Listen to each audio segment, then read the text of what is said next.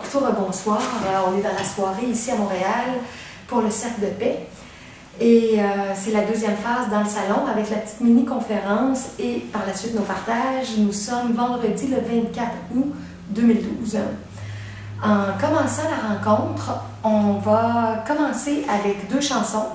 Il y en a une qui est sur l'énergie de remercier pour différentes choses dans notre vie. Et il y en a une autre qui est toute petite, c'est une petite chanson de 5 phrases, qu'on est comme un enfant de la lumière, mais c'est en anglais. C'est des chansons qui n'ont pas été traduites encore dans tous les chants des reliés aux maîtres ascensionnés. Mais vous pouvez avoir accès aux paroles toujours sur mon site du Havre de Paix dans la section Chants pour élever l'âme. Je transcris les paroles de la chanson, mais nous, on va les avoir sur papier.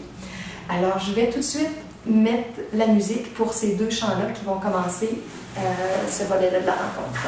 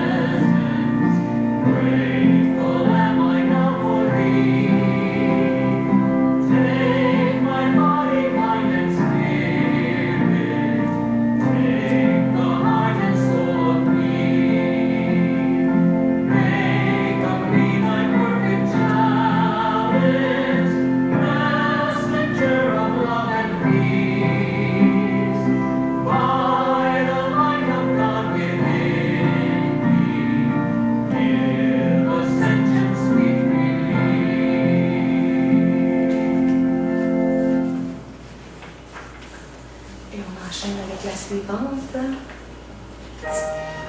You are a child of the light.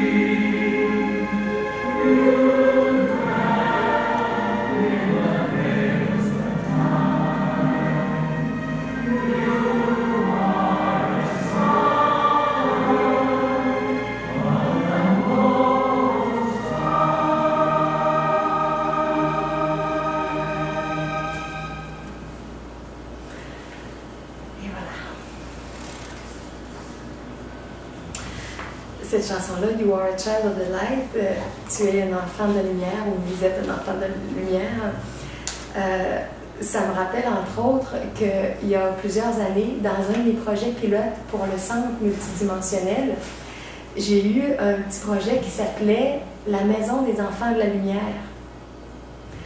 Et pour moi, c'était clair qu'on est tous des enfants de la lumière, mais quand j'ai participé à un salon de santé, spiritualité, salon Nouvel Âge, les gens qui arrêtaient à mon kiosque et qui voyaient la bannière, ils pensaient que c'était une maison juste pour les enfants. Pourtant, c'était la maison des enfants de la lumière. Mais ils me demandaient c'était quoi les services qui étaient offerts aux enfants. Puis il fallait que j'explique presque à tout le monde. Mais ça fait longtemps, ça fait presque 20 ans. Alors, ça nous montre que c'est pas encore quelque chose qui est clair de comprendre qu'on est un enfant de la lumière, qu'on est un enfant qui est appelé à découvrir, cheminer, voyager, explorer et croire que tout est possible, avoir une foi comme la foi des enfants, avoir une innocence comme souvent celle des enfants. Donc, c'est un petit texte tout petit, cette petite chanson-là, mais c'est très, très profond, puis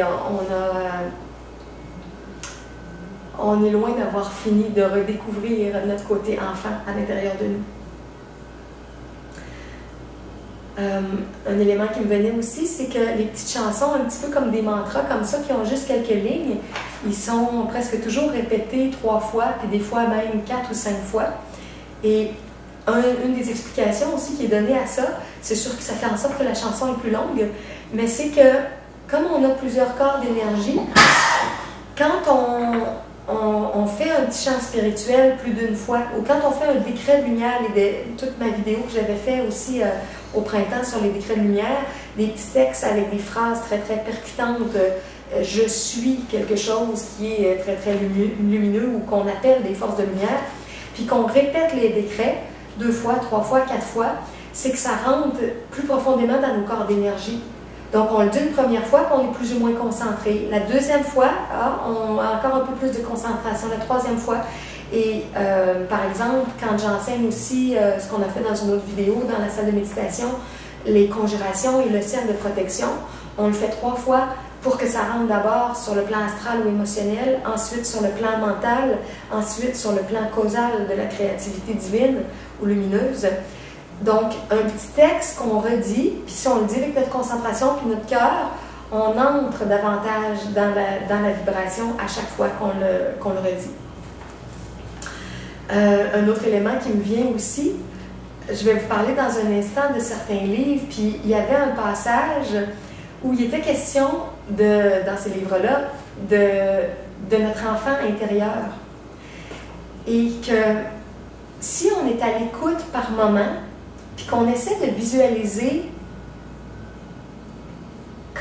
dans quel état se trouve notre enfant intérieur, on va pouvoir avoir des images différentes qui vont monter à l'intérieur de nous. Et des fois, on va avoir l'impression que le petit enfant qui est en nous, il est négligé, puis il est tout seul. Des fois, il est accompagné ou il est joyeux.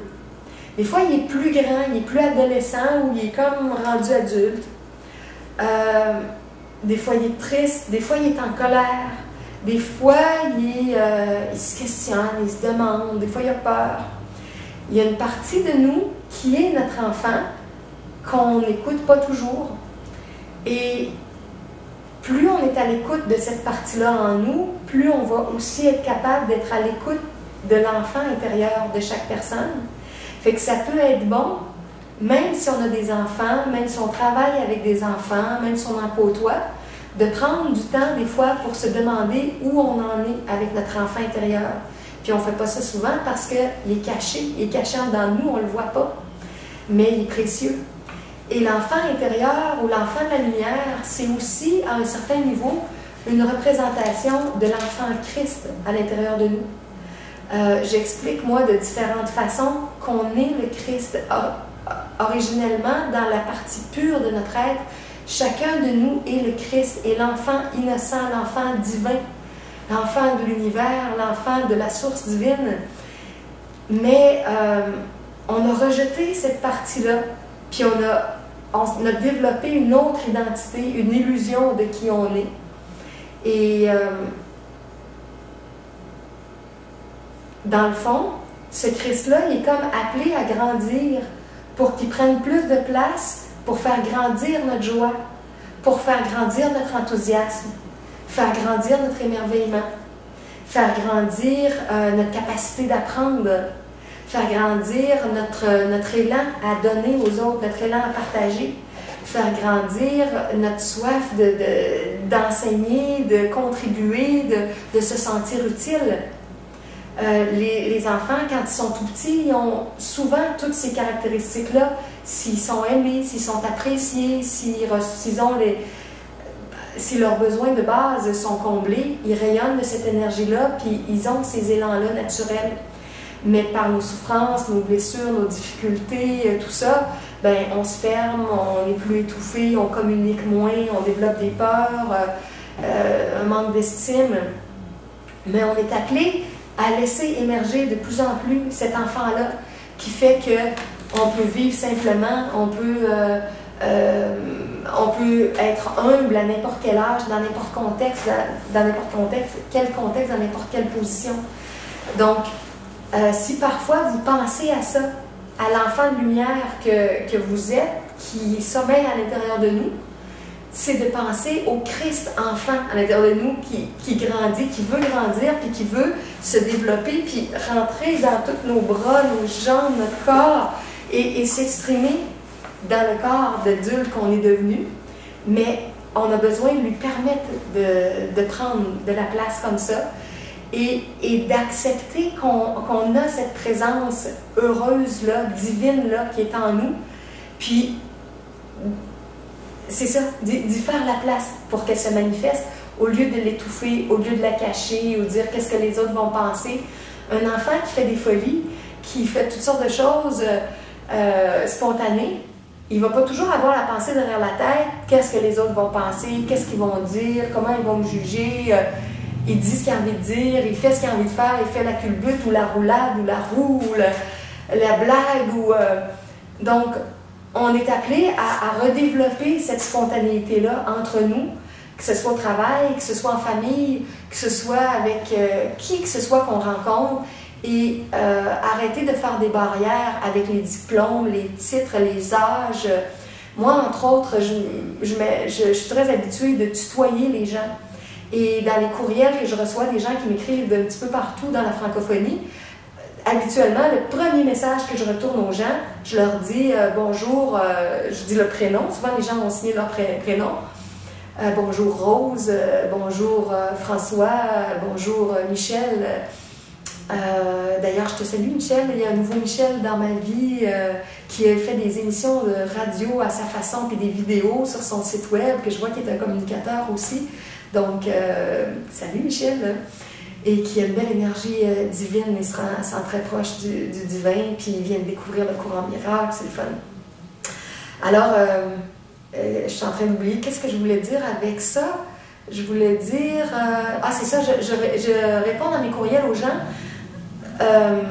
tu peux me tutoyer, c'est la première phrase que j'écris, puis après ça, je commence à écrire les choses. Puis il y en a qui me disent, c'est difficile, je suis habituée de vous voyer les gens, puis je te connais pas beaucoup, puis c'est comme plus naturel de dire vous, d'écrire vous. Puis moi, je leur dis, bon, fais ce que tu veux, si tu préfères me dire vous, je vais te lire pareil, je vais te réécrire pareil, mais moi, je vais te dire tu. Et le tu, pour moi, c'est une façon d'aller au plus simple, d'essence à essence. Puis ça me fait penser, entre autres, à une femme que j'ai côtoyée récemment, qui avait été très, très blessée à la fin de son histoire de couple avec quelqu'un. Puis ça avait mal fini leur histoire, après plusieurs années. Puis elle avait été tellement blessée dans la chicane de rupture et de tout ça, qu'elle s'est mise à vouvoyer son ex-conjoint. Comme s'il était devenu un étranger. Comme si elle n'était plus capable de le sentir comme un ami, comme une personne qu'on connaît depuis des années. Et des fois, on fait ça avec les gens, on s'en rend pas compte, mais le vous qui est appelé à être une formule de politesse, parfois c'est une espèce de mur de froideur puis de distance avec les gens.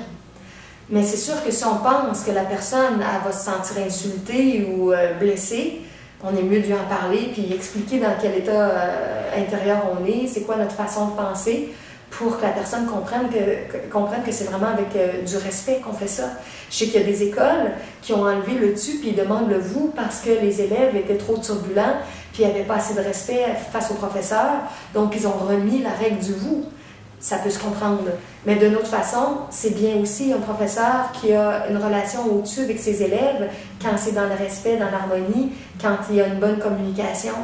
Alors, moi, j'aime bien dire tu avec les gens, mais je sais qu'effectivement, quand on croise quelqu'un qui est plus âgé, qui est d'une autre génération, souvent, on a un élan naturel pour vous voyez. Mais c'est pas toujours les gens qui veulent ça parce qu'eux, ils peuvent se sentir jeunes dans leur corps puis ils peuvent aimer qu'on vive notre relation au plus simple. Donc, vous pouvez vous amuser à voir ce que ça travaille à l'intérieur de vous, dans votre côté enfant, dans votre côté simple, de jouer avec le tu, avec le vous, de dire des choses aux gens avec ça. On peut en faire quasiment un exercice spirituel si on veut.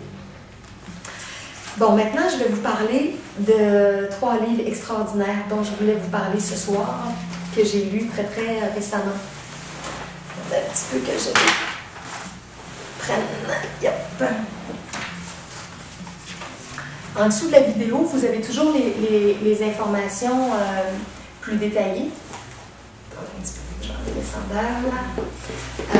Et vous allez voir l'adresse, mais là, par cœur, je peux vous la donner. C'est les www.cercle-turquoise.ch.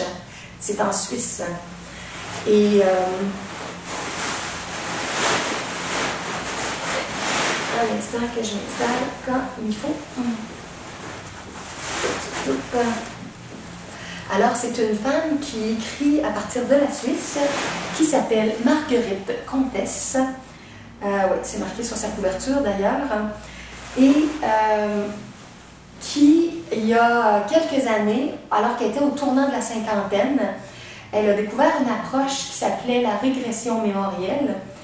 Et à l'aide de ça, là, je suis en contact avec elle par courriel, je ne connais pas tous les détails. Elle est très occupée aussi, puis elle m'a dit qu'elle me répondrait quand elle aurait le temps. Je voudrais mieux comprendre son approche, et voir les différences, entre autres, avec d'autres approches de régression, comme le rebirth qu'on parle parfois. Elle a retrouvé des mémoires dans son âme de l'époque de Yeshua, de l'époque de Jésus, où elle était incarnée. Alors, pour tous ceux qui me connaissent de proche, savent que ces choses-là me touchent dans le cœur très, très, très profondément. Donc, juste pour vous donner une idée, bon, je vais vous dire les 3 titres. Celui-là, le turquoise, c'est le rayonnement de Yeshua. Le rose, ici, c'est Marie de Magdala et le rayonnement de Yeshua. Et le 3e, c'est les enseignements de Marie, Marie la mère de Jésus, et les sœurs de Bethléem.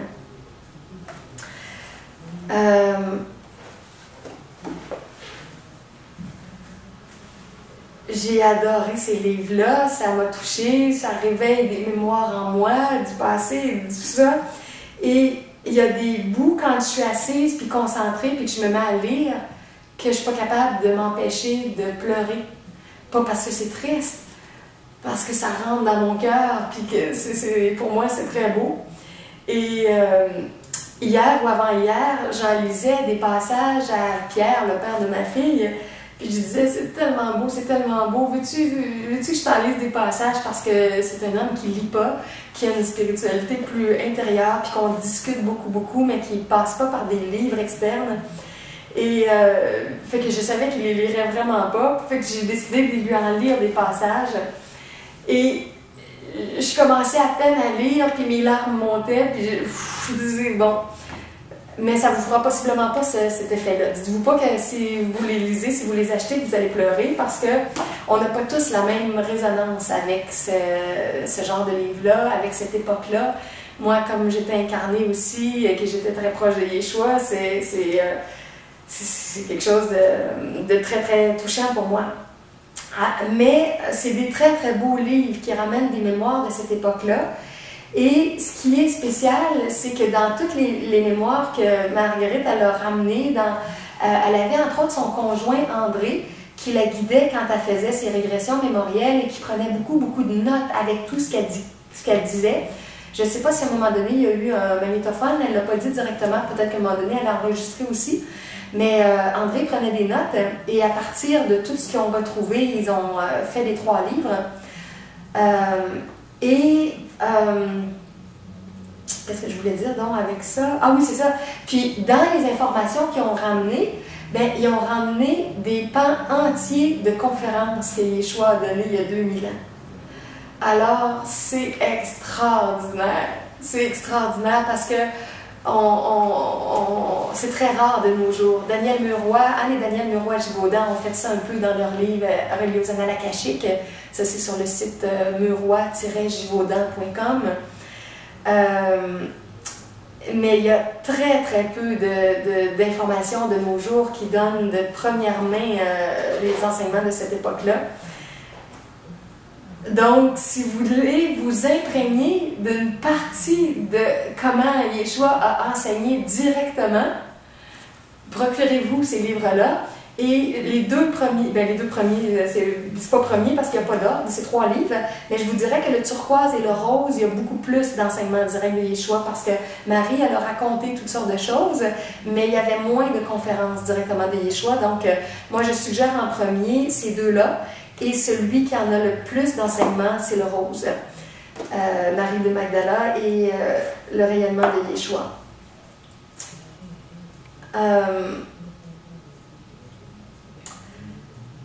Bon, je pourrais dire toutes sortes de choses. Qu'est-ce que je veux vraiment vous dire?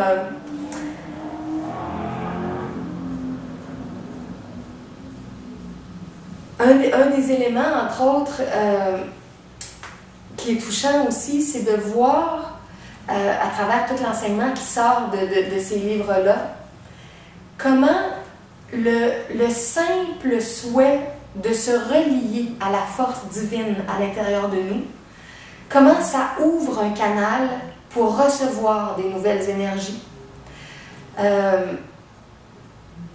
Souvent, Yeshua répondait aux questions des gens, puis il leur demandait de quoi les gens voulaient qu'il leur parle. Et il allait spontanément dans le sens de ce que les gens voulaient approfondir. Puis les gens, des fois, arrivaient avec des problèmes puis des conflits, comme aujourd'hui, quand on partage nos histoires ensemble, puis on se dit, ben, je vis ça, puis j'ai des problèmes avec ça. Ben, c'était la même chose, 2000 ans, et le monde aussi avait des problèmes, puis des difficultés, puis c'était comme maintenant. Et il y avait une façon, très souvent, de leur rappeler comment le fait de s'ouvrir pour communiquer avec le divin en nous, et d'appeler les forces divines, c'est important, puis c'est précieux. Mais lui, il était tellement habitué de le faire, parce qu'il le faisait tellement pour sa propre vie, que quand il le faisait en groupe, il le faisait avec déjà toute son habileté, sa capacité, puis il le faisait avec une énergie de reliance très très forte, et il était capable d'émaner, d'invoquer, de manifester comme on pourrait dire, une descente d'énergie divine qui était très très grande. Mais ça, c'est quelque chose qui se développe dans notre vie. Je parlais avec Rose très très récemment. Allô Rose? Et Rose me disait, elle remarquait, quand elle prenait le temps de se centrer puis d'être plus en paix, que parfois elle sentait une énergie qui rentrait en elle, qui passait par le chakra de la roue courante, qui rentrait puis qui se rendait jusqu'aux pieds, puis qui l'énergisait, puis je disais, oui, c'est ça, c'est du centrement, c'est de l'alignement avec la force divine, c'est le fait d'être ouvert pour être un canal de lumière, puis apporter le meilleur de soi dans notre travail ou dans notre famille. Et elle remarquait, là, elle était plus consciente qu'il y avait des moments qu'elle vivait ça. Et on peut tous vivre ça de plus en plus si on prend conscience qu'on est décentré souvent, puis dans nos peurs, puis dans notre négativité, puis dans nos jugements, puis dans notre discours interne plus négatif, en comparaison d'un moment qu'on arrête tout ce discours-là, qu'on se ressente et qu'on écoute le meilleur, puis qu'on laisse venir une inspiration d'un autre niveau. Et qu'est-ce que la présence divine, peu importe le nom qu'on lui donne, le Père divin, la Mère divine, la source, j'écrivais un texte récemment, j'ai commencé à envoyer par courriel il y a quelques jours un nouveau livre que j'ai écrit qui s'appelle « Le paradis sur la terre ».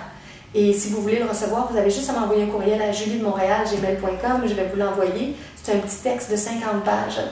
Et j'ai reçu des inspirations très, très, très fortes. Je l'écris dans une journée.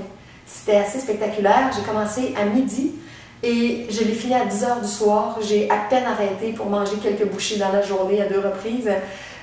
L'inspiration, comme je dis parfois, j'étais enceinte de mon livre. Quand l'inspiration divine est vraiment là, ça pousse, puis ça veut s'exprimer, ça veut être communiqué, puis toute l'information venait. Et j'ai parlé à ce moment-là, spontanément, dans les images qui sont venues à travers quelques explications, du potier, du grand potier divin. Ben, c'est qui le potier divin? C'est Dieu. C'est le Père divin, c'est la Mère divine, c'est le Christ, c'est un grand maître spirituel, c'est, bon, voyez-le comme vous voulez, appelez le grand architecte. Donc, mais il m'est venu cette expression-là, le grand potier. Et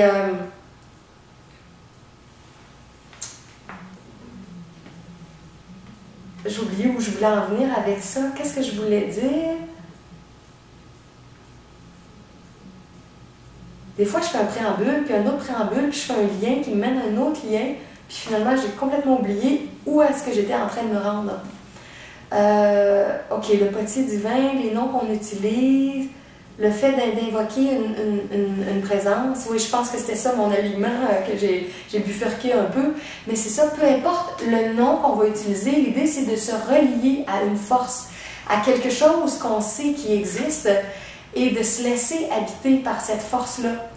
Et ça peut provoquer toutes sortes de transformations, mais on n'a pas conscience souvent que quand on est dans un état désagréable, il y a une partie de nous qui a envie de rester dans cet état-là désagréable.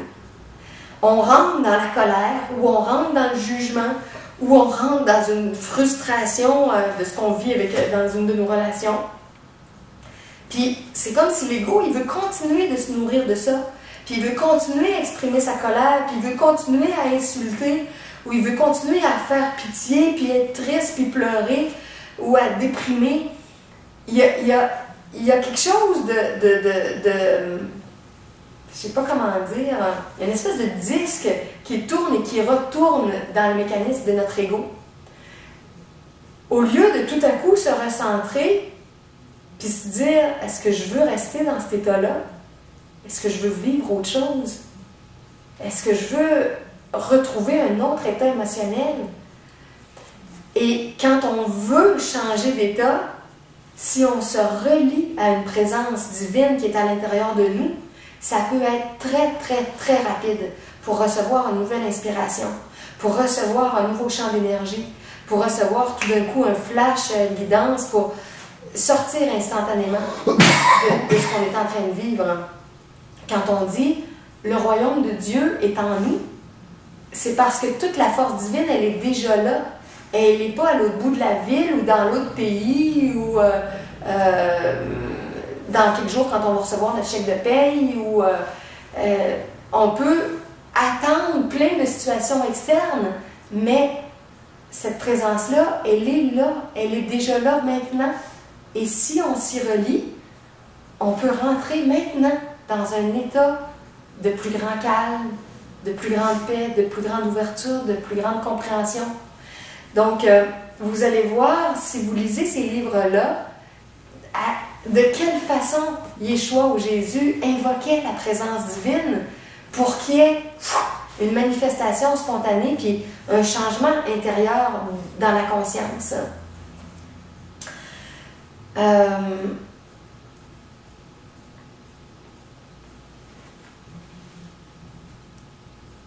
Je dirais aussi qu'on peut faire un lien avec le cours en miracle qui est tellement présent dans ma vie aussi depuis quelques mois, depuis longtemps, depuis plus de 15 ans, mais j'en parle beaucoup là, aux gens puis dans mes vidéos depuis plus récemment. Dans le cours en miracle, on va parler de l'Esprit Saint, beaucoup, où on va parler du Christ. Et on va parler d'invoquer l'Esprit Saint, d'invoquer le Christ, ou de demander à l'Esprit Saint, demander au Christ à l'intérieur de nous. Bon, encore une fois, c'est un vocabulaire spirituel. Vous pouvez avoir juste l'image d'un soleil, d'une présence bienveillante, d'une conscience intelligente. L'image qui vous vient, le mot que vous prenez, c'est pas vraiment important. Mais prenez quelque chose qui va vous connecter à une présence spirituelle, puis quand vous êtes devant un choix, quand vous êtes devant un état difficile, le fait de se relier comme ça va instantanément changer quelque chose. Ça me fait penser aussi, j'ai parlé avec quelqu'un aujourd'hui qui me racontait aussi la peur que son enfant vive des agressions avec des gens, à cause qu'il y a des personnes malveillantes dans notre société qui peuvent vouloir agresser les enfants, ou même des adolescents ou des adultes. Et je racontais à cette personne-là 3 anecdotes qui montrent la puissance spirituelle puis la force quand on se relie. Je les ai déjà dit dans d'autres vidéos, je ne me souviens plus lesquelles, je ne pourrais même pas nommer les titres, mais c'est tellement récent, j'ai parlé de ça récemment, puis ça fait un lien avec ce que je vous dis. Je vais finir avec ça ce soir. Vu que j'ai aussi parlé un peu longtemps dans la première partie, je vais clôturer le volet de la mini-conférence ce soir avec ça pour qu'il nous reste du temps dans nos partages. Je vais vous donner 3 exemples de la puissance de l'invocation des forces spirituelles. Il y a une fille qui m'a raconté qu'elle connaissait une autre fille qui s'est faite violer il y a quelques années. Et cette fille-là, elle cheminait spirituellement, puis elle avait un guide spirituel dans sa vie. Et quand elle s'est retrouvée vraiment dans un gros problème, puis qu'elle a été entourée, elle n'était pas entourée, elle était avec une personne qui avait une emprise sur elle à ce moment-là, puis qu'elle n'était plus capable de se libérer, puis qu'elle a vu qu'elle ne passerait pas à côté du viol, elle a lâché prise selon son enseignement spirituel. Elle s'est comme abandonnée au lieu d'être dans la résistance, puis la haine, puis elle a lâché prise. Puis en lâchant prise, elle s'est reliée, puis elle s'est reliée à son maître spirituel, parce qu'elle, c'était son guide, son gourou. Elle chemine avec cet être-là depuis des années. Elle s'est reliée à son guide, elle l'a appelé, elle l'a invoqué. Et ce qui s'est passé, c'est assez extraordinaire. Au moment où elle a fait cette invocation-là, elle est sortie en corps astral. Puis c'est pas une femme qui pratiquait le voyage astral, là. Mais elle est sortie de son corps. Le corps astral de son maître spirituel est rentré dans son corps. Et pendant que l'homme était en train comme de commencer le viol, toute la présence spirituelle est rentrée dans son corps de femme. Et l'agresseur a ressenti la charge spirituelle, il a arrêté, il a sorti, il s'est mis à genoux, il s'est mis à pleurer, il s'est mis à s'excuser, puis il s'est mis à faire des prises de conscience. Alors il était tout imprégné de la charge spirituelle du maître qui a accompagné cette femme-là. Alors, moi je trouve que c'est une très belle histoire, c'est une protection divine. Mais cette histoire-là, elle était possible parce que cette femme-là, elle a eu la vigilance de se relier au divin, d'invoquer son maître spirituel, de s'abandonner, non pas à la violence et à la haine, mais de s'abandonner au divin pour plonger dans l'aide divine. Bon, ça c'est un exemple.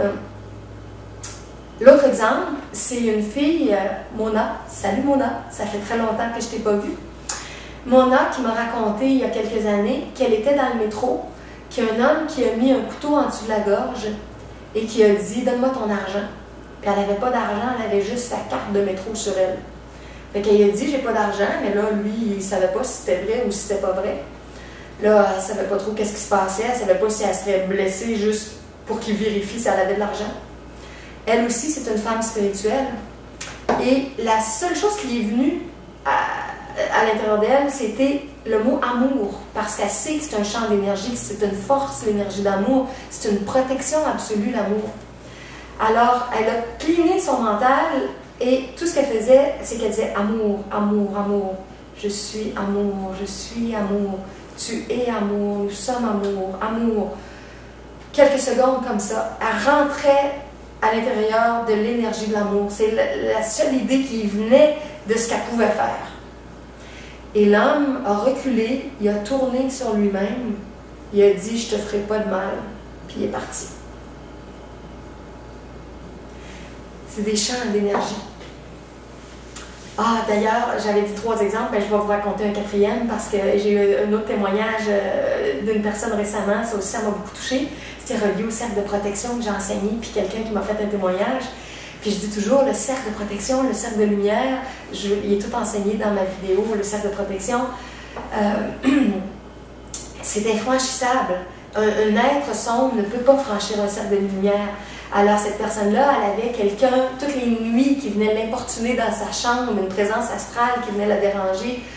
Et là, je lui ai dit, fais ton cercle de protection, tu ne seras plus dérangé. Et elle m'a dit qu'elle entendait comme si ça cognait chez elle, puis comme s'il y avait un espèce de rayon laser qui se butait à... C'est comme si ça faisait un cling de quelque chose qui frappe. Puis ce qu'elle sentait, c'est que les présences énergétiques essayaient de pénétrer chez elle, puis qu'ils ne pouvaient pas franchir le cercle de protection. Moi, je ne l'ai jamais vécu comme ça. J'avais jamais eu un témoignage comme ça. Mais j'ai trouvé ça très, très beau. Puis elle est un peu aussi clairvoyante, clairaudiente. Fait qu'elle avait peut-être une capacité d'entendre des sons subtils que moi, je n'ai pas de la même façon. Fait que c'est ça, elle a vécu la protection, puis elle a comme vécu le fait qu'il y avait quelqu'un à l'autre bord du cercle qui essayait de le franchir, puis qui ne pouvait pas le franchir avec toute la lumière qui avait été mise en place. Et le dernier exemple, qui était le 3e, mais qui là va être le 4e, c'est un homme avec qui j'ai fait des enseignements en privé il y a quelques années, et qu'à un moment donné, il me raconte des choses de sa vie, puis il me dit qu'il faisait du pouce. Puis il était avec un de ses amis, puis ils se font embarquer par 2 gars. Il embarque, puis il tombe sur 2 malades. 2 gars qui avaient envie de créer des problèmes, puis de lui faire des problèmes. Alors ils sortent de la route de là où ils devaient aller, puis ils prennent un petit chemin pour s'en aller dans un boisé. Puis ils les amènent ailleurs, puis ils sortent de la voiture, mais vraiment dans une énergie dominatrice et tout ça. Alors là, les deux gars qui avaient fait du pouce, qui ne savaient pas trop qu'est-ce qui allait se passer. Et il y en a un des deux qui est un gars spirituel, le gars qui est venu me rencontrer, il est en chemin spirituel depuis des années à sa façon. C'est un propriétaire même de salon funéraire qui a une super belle énergie, toute douce, puis tout ça, puis bon. Et il me raconte qu'il ne savait pas quoi faire, il avait peur, mais il savait que le divin était là, mais il ne savait pas quoi faire. Alors lui, qu'est-ce qu'il a fait? Il a pris ses prières classiques. C'est un gars il commence à être un petit peu plus alternatif, mais il était plus dans un aliment plus spirituel, religieux, conventionnel. Alors, ces prières conventionnelles, il les connaissait bien, mais des décrets de lumière, des cercles de protection, des conjurations, il ne connaît pas ça. Alors, la seule chose qui lui est venue, c'est des prières conventionnelles. Fait qu'il s'est mis à crier comme un malade. Et lui, il était malade spirituel. Il se met à crier ses prières, puis à réciter à pleine tête dehors, dans l'espèce de boisé, « Notre Père qui es aux cieux, que ton nom soit sanctifié, puis je vous salue Marie, pleine de grâce! » À pleine tête. Les deux agresseurs, complètement paralysés, puis ont reculé, ils ont été figés. Lui, il continuait, puis il criait, puis il faisait ses prières. Ils ont rembarqué dans leur char, puis ils sont partis. S'il n'avait pas eu cette inspiration-là, s'il ne s'était pas relié aux forces divines, qu'est-ce qui serait arrivé? Y aurait-tu été blessé? Y aurait-tu été tué? Y aurait-tu été abusé? Y aurait-tu été sexuellement? Y aurait-tu été... Je ne sais pas ce qui serait passé. Mais ils ont eu l'élan, la pensée, l'énergie de se relier au divin, de puiser dans la force divine. Et dans chaque exemple que je vous ai donné, c'est différent.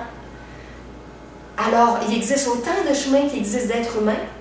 Vous pouvez trouver vos propres chemins, mais sachez que où que vous soyez, vous êtes toujours protégé. Toujours, toujours, toujours, toujours. Faites pas par exprès, courez pas après le trouble, là. Allez pas vous pitcher dans la gueule du loup volontairement, là où vous savez qu'il y a des gens malveillants. Mais si par un concours de circonstances, vous vous retrouvez dans une situation difficile, criez vos prières, faites des décrets, faites un texte de conjuration, reliez-vous à une force, appelez-la, parlez-la, reliez-vous à un égrégore d'amour et de paix. Faites la formule que vous voulez, mais vous êtes protégé si vous le faites vraiment sincèrement, avec votre cœur, avec votre amour, pas si vous le faites dans une énergie de défi, dans une énergie de « hey, moi je suis capable, puis je vais t'avoir », puis non, si c'est l'ego qui le fait, ça ne marchera pas. Mais alors c'est ça, c'est extraordinaire de savoir que c'est ça, on est en tout cas, il vient toutes sortes d'idées, je pourrais repartir, je pourrais vous dire toutes sortes d'affaires, mais je vais m'arrêter ici. Alors je vous remercie beaucoup, beaucoup d'avoir écouté ce partage-là.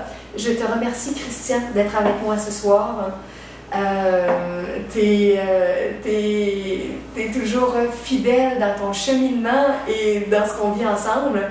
Christian m'a dit plus tôt ce soir qu'il était fatigué de sa semaine de travail, que c'était exigeant cette semaine et tout ça. Puis ça aurait été très très facile de rester chez lui puis de dire je laisse tomber, puis je laisse tomber le cercle de paix. Mais finalement, il a sauté dans sa voiture, puis il a fait combien de temps de route? Une heure de route, puis il est venu. Et alors, merci pour ta volonté spirituelle, pour ta volonté divine, pour l'énergie que tu mets dans ton chemin, puis pour l'énergie que tu me donnes, puis pour l'énergie que tu donnes aux gens. Alors, ce que vous recevez, c'est une partie de moi, mais c'est une partie de Christian qui est avec moi. Et alors, merci d'avoir été là, et merci Christian d'avoir été ici ce soir. Alors, bonne fin de soirée ou bonne fin de journée, où vous soyez, dans votre ville, votre village, votre pays. Ah oui, puis en terminant, je veux vous dire qu'il y a une nouvelle note sur mon site du Havre de Paix, comme quoi que je me prépare à faire de la tournée puis aller dans différents pays. Si vous voulez organiser une conférence, un séminaire d'une journée, une demi-journée, je vais prochainement me déplacer dans d'autres pays. Alors, vous pouvez me contacter, je vous en parlerai, mais c'est résumé sur mon site everyoneWell.fr/havre de paix. À très, très bientôt.